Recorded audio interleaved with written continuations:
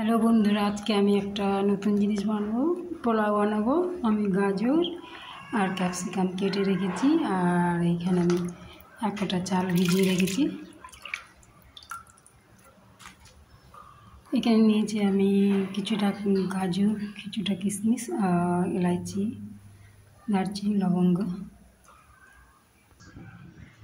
कड़ाईटा गरम हो गेছে এখানে আমি তেল দিয়ে দিয়েছি।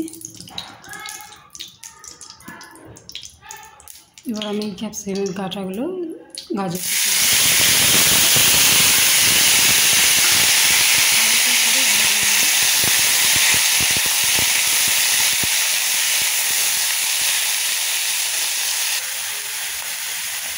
লবণ দিব, পরে লবণ দিব, এটা হালকা করে ভেজে নামিয়ে দিব।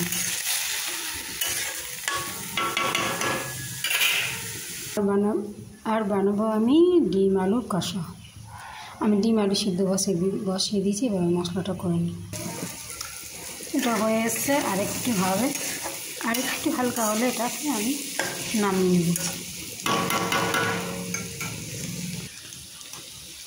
এটা হয়ে গেছে। এবার আমি কড়াই বসিয়েছি। এবার আমি তেলটা দিয়ে দিলাম, ডিমটা ভাজবো। তেল গরম হয়ে গেছে, এবার ডিম দিয়ে ডিম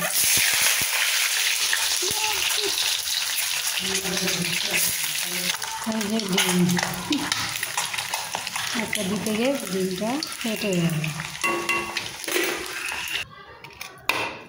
ডিম ভেজে তুলে নিয়েছি। এবার আমি মশলাগুলো দিয়ে দিচ্ছি।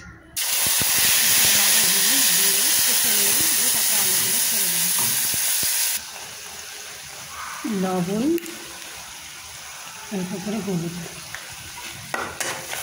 ভালো করে কষা হয়ে গেলে তারপরে আমি আলু দিয়ে দিই। মশলাটা কষা হয়ে গেছে, এবার আমি আলুগুলো দিয়ে দিলাম। ভালো করে নাড়াচাড়া করে তারপরে জল দিয়ে দিলাম।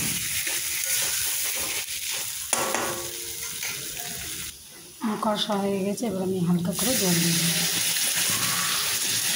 একটু ফুটে দিয়ে আমি নামিয়ে দেব।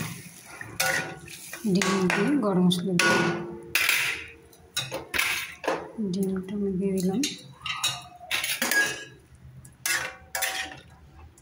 একটু ফুটে গরম মশলা দিয়ে আমি নামিয়ে দেবো। নামিয়ে আমি দেখাচ্ছি।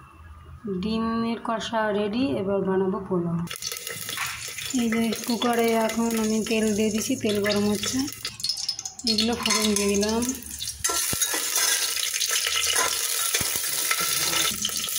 এবার কাজু কিশমিশ বাদাম একসাথে দিয়ে ভেজে নেব।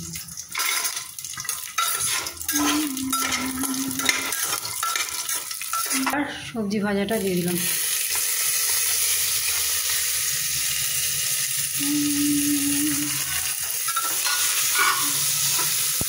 নাড়াচাড়া করে তাতে চাল দিয়ে দিলাম। এবার চিনি দিয়ে দিচ্ছি, যে যেরকম খাবে মিষ্টি। নাড়াচাড়া করে তারপরে ঘি দেবো, ওগুলো দিয়ে দিচ্ছি। আস্তে আস্তে করে সবগুলো দিয়ে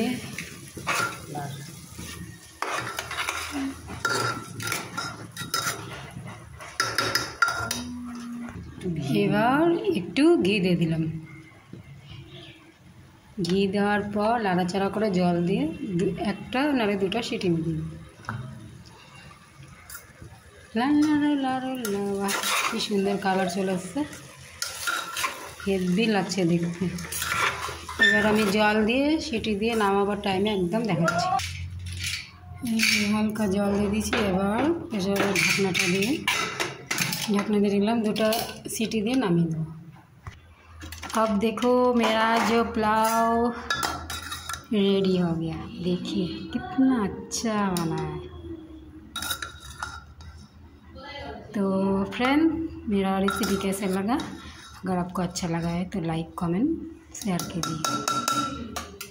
बाय बाय।